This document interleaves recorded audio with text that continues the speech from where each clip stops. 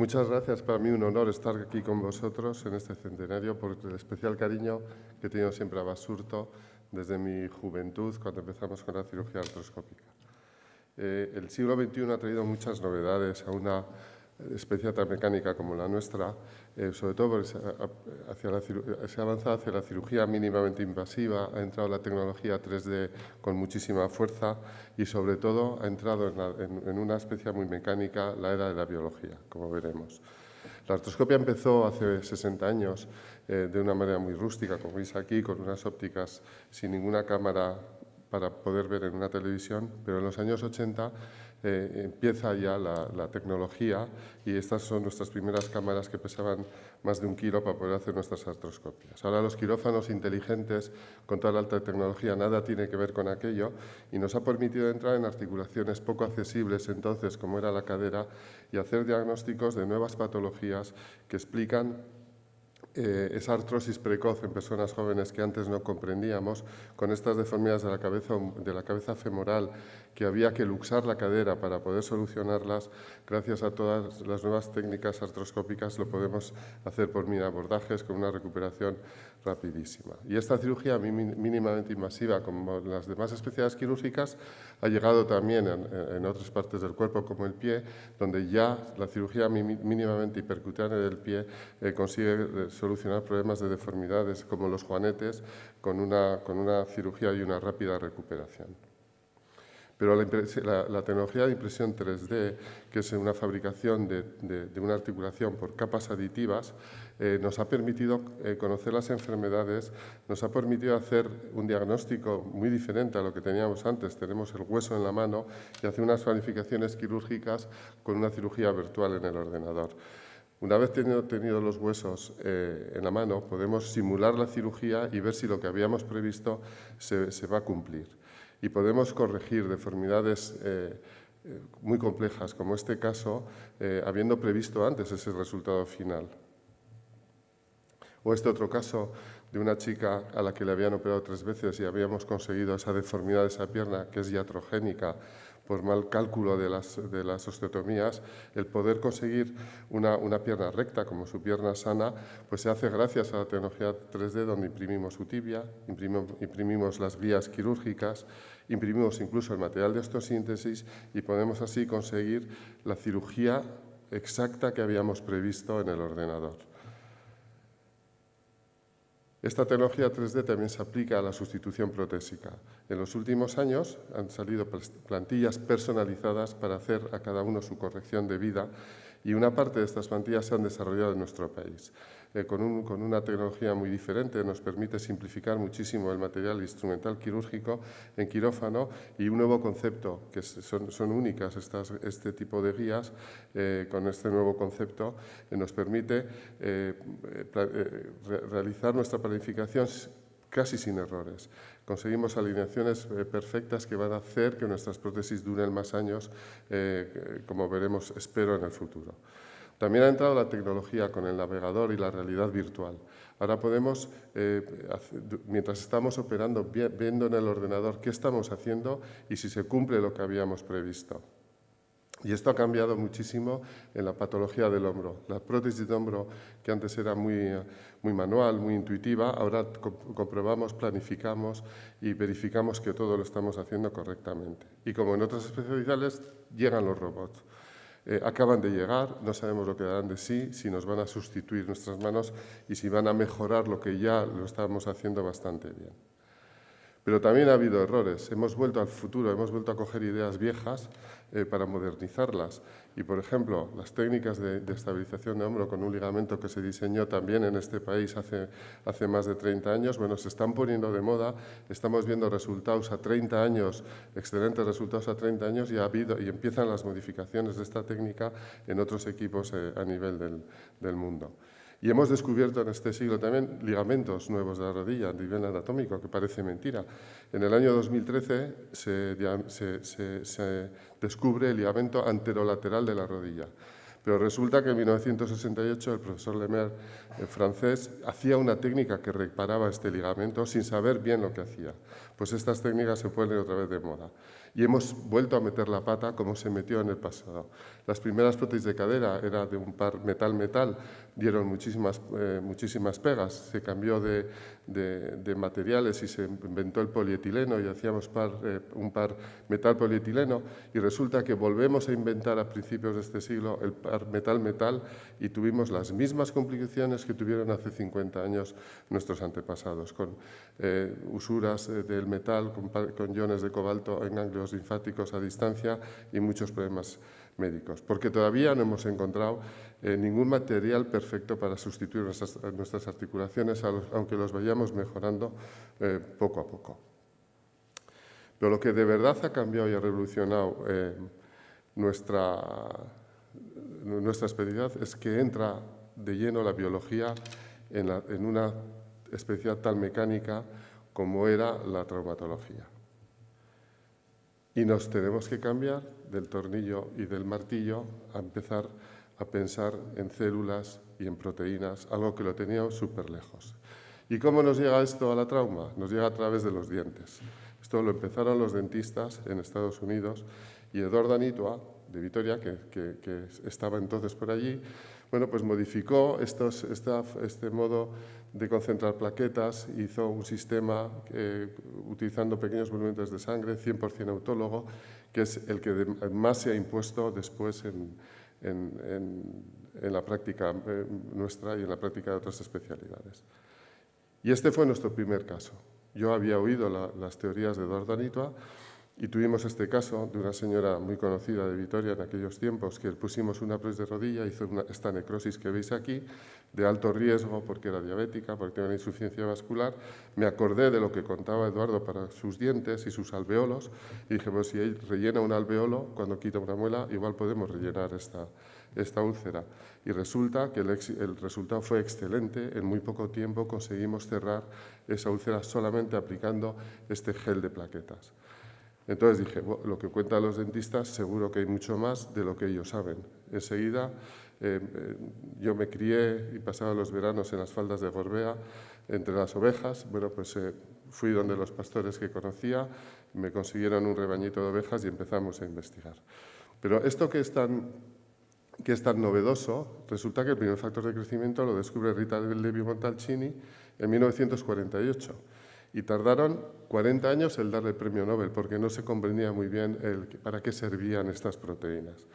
Y entonces, a partir de ese año 2000, empezamos nosotros a trabajar en el aparato locomotor y se han ido publicando muchísimos artículos científicos en muchas revistas de alto impacto.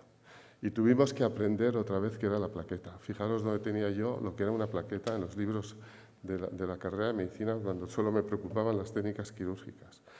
Y supimos y aprendimos que la plaqueta aparece en la evolución de las especies hace 300 millones de años en un animal que se parecía al ornitorrinco, que fue cuando aparecieron los mamíferos. O sea, solo los mamíferos tienen plaquetas. Y hay una teoría de que estas plaquetas, durante la evolución, sirvieron a que apareciera la placentación. Se necesitaba una desconexión segura de la placenta para evitar la muerte de la madre por un sangrado. Y estas plaquetas son francamente misteriosas. Producimos 100.000 millones de plaquetas cada día, cada uno de nosotros, y solo viven de entre 7 y 10 días dentro de nuestro torrente sanguíneo, que es un gasto biológico enorme. Se producen, todos sabemos, de los megacariocitos en la médula ósea, pero es que la mitad de las plaquetas nacen en el pulmón, no en el hueso. Y además es la primera fuente de exosomas y vesículas extracelulares en el torrente sanguíneo, que es algo muy interesante. Bueno, pues cuando aquellas ovejas, ya sabiendo un poco qué pasaba con las plaquetas, tuvimos que empezar a hacer cirugía experimental porque no sabíamos para qué servía. Recurrimos a unos veterinarios, nos enseñaron a anestesiar ovejas, operamos los viernes y los sábados cuando ellos tenían un huequito para hacer nuestra cirugía experimental y aprendimos a cómo utilizar ese plasma y veíamos resultados espectaculares que no entendíamos y que no pasaban en nuestros pacientes. Fue una época muy bonita porque luego teníamos que ir al Monte Gorbea, donde estaban estabuladas las ovejas, a infiltrarles otra vez de nuevo allí con el pastor. Pero aquello fue complicado y entonces acercamos el quirófano al Monte Gorbea. Y en la casa donde tenían mis padres desde que yo era niño, pues montamos una especie de quirófano y empezamos a operar permanentemente ovejas. Fue una etapa muy productiva, tuvimos que aprender a esquilarlas, tuvimos que aprender a anestesiarlas, a cogerlas, a operarlas y además, como veis abajo y a la derecha, a limpiar donde operábamos después toda la porquería que soltaban las ovejas.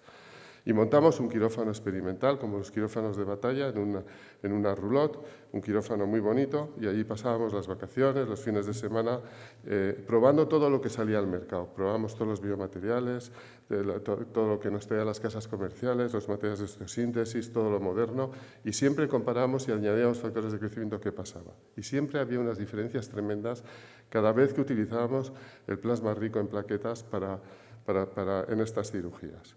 Y llega la tercera etapa. Aparece, gracias a Dios, siempre hay que decirlo, los comités de ética de protección animal. Y entonces se complicó un poco. Eduardo Anito en BTI tuvo que montar un quirófano con todos los procedimientos legales. Las ovejas ya no podían ser de Monte Gorbea, tenían que ser de la granja modelo. Nos complicó un poco la vida, pero fue una etapa mucho más científica, mucho menos intuitiva. Supimos los límites y la seguridad de estos tratamientos y aprendimos todos los protocolos de administración. Se nos ocurrió teñir el plasma con azul de metileno para ver cómo difundía cuando lo infiltrábamos en los diferentes tejidos y aprendimos de verdad cómo era la manera de utilizarlo en cada tejido. Y a partir de ahí empezamos a utilizarlo pues, en la medicina práctica y en el mundo del deporte conseguimos que los pacientes, los deportistas, se curaran antes y con menos efectos secundarios o con menos recaídas. Lo utilizamos en los tendones, todo esto se fue publicando, lo utilizábamos en la patología del ligamento cruzado anterior, que esa lesión tan grave y tan de moda en el mundo del fútbol y del baloncesto, y sobre todo aprendamos mucho de la articulación y de la artrosis, de la degeneración articular. Y aprendimos que la articulación es un órgano entero, que el cartílago era la víctima de lo que pasaba dentro de una rodilla o de una cadera y que el punto de partida de toda esta patología no está en el cartílago, sino que está en el hueso subcondral. Estudiamos muchísimo el hueso subcondral, hicimos unas publicaciones en revistas con nuestras teorías de cómo estimular esas células madre del hueso subcondral para curar el cartílago con las infiltraciones intraóseas y tuvimos resultados como este, que veis un futbolista que le habían quitado 10 años antes un menisco y nos viene con esta importante lesión osteocondral en su cóndilo interno, que falta todo ese agujero de cartílago. Bueno, pues aplicamos lo que habíamos aprendido en las ovejas. Limpiamos todo el cartílago patológico, pinchamos el plasma dentro del hueso, también fuera. Al final de la primera cirugía, veis el boquete que se queda en ese cóndilo interno, ese defecto de hueso y cartílago, y 9 meses después hacemos una artroscopia de control y se había rellenado ese defecto con este tejido que es blanco, del mismo color que el cartílago, que es duro como el cartílago y que brilla como el cartílago. Sigue sin volverse a operar esta rodilla. No es un cartílago hialino como el primitivo, pero juega su papel protegiendo esta articulación. Y entonces, si funcionaba allí, ¿por qué no iba a funcionar en la artrosis? Y empezamos a aplicar en las artrosis avanzadas estos métodos de infiltración intraósea en nuestros pacientes ancianos. Y bueno, tuvimos unos resultados excelentes que se han ido publicando en la literatura mundial. Y cambiamos otro paradigma. Y esto fue un poco importante porque siempre nos habían enseñado que no podíamos tocar un nervio, no se puede pinchar un nervio. Todos hemos conocido niños cojos de la época de la penicilina por pinchazos en los nervios y era algo que desde la facultad nos enseña, que está prohibido pinchar un nervio. Bueno, pues eso es una de esas, entre comillas, mentiras que se han ido transmitiendo desde años y años y años. Se puede pinchar un nervio. Entonces desarrollamos toda una tecnología de aplicación de factores de crecimiento por vía intraneural y perineural en la patología del nervio periférico. Hicimos trabajos experimentales que fueron muy arduos, por ejemplo, este de 75 ovejas, que teníamos 3 grupos, 25 control, 25 con suero salino y 25 con plasma rico en factores de crecimiento, a las que les hacíamos una lesión nerviosa y hacíamos un tratamiento u otro. Y vimos que a las 8 semanas las que se habían curado de verdad eran las que habíamos infiltrado factores de crecimiento. Y entonces empezamos a aplicar a nuestros pacientes. Y este fue nuestro primer caso, una parálisis de un ciático poplito externo después de una grave lesión deportiva con una rotura multiligamentosa de rodilla, que al año nos vino para ver si le poníamos factores de crecimiento. Él había oído que a otros amigos del equipo les habíamos operado con esa técnica y a ver si le iban a hacer trasplantes de tendones en el pie para que pudiese correr. Y entonces dijimos, no tenemos nada que perder, las ovejas nos habían dicho que era bueno y empezamos a aplicar los factores de crecimiento. ¿Y qué pasó? Que al mes empezó a mover los dedos, a los 6 meses ya movía el tobillo, nunca se operó el pie y compite en triatlón desde entonces sin ningún problema. Luego, rompimos el paradigma. Se puede pinchar dentro de un nervio un producto que no sea tóxico. Lo que era malo era pinchar penicilina, que llevaba anestesia local, y veneno dentro de los axones de un nervio. Si infiltramos suero fisiológico o infiltramos un plasma rico en factores de crecimiento, podemos perfectamente pinchar un nervio sin ningún efecto secundario. ¿Y dónde está el futuro de nuestra especialidad? Pues es un futuro francamente apasionante. A ver, por un lado seguimos con la tecnología. Nos llega ahora la cirugía mixta virtual. Tenemos hologramas que mientras estamos operando, moviendo los dedos y la mano, tenemos el hueso en nuestra mano, le podemos dar la vuelta, poner una pieza de prótesis, simular cómo funciona y nosotros estamos con las gafas de realidad virtual mientras estamos operando viendo el resultado que vamos a hacer. Bueno, es algo que va a ser muy divertido. Probablemente ya no hará falta ser habilidoso para operar. Y la siguiente evolución de todo esto, ¿qué va a ser? Pues van a ser los senoinjertos.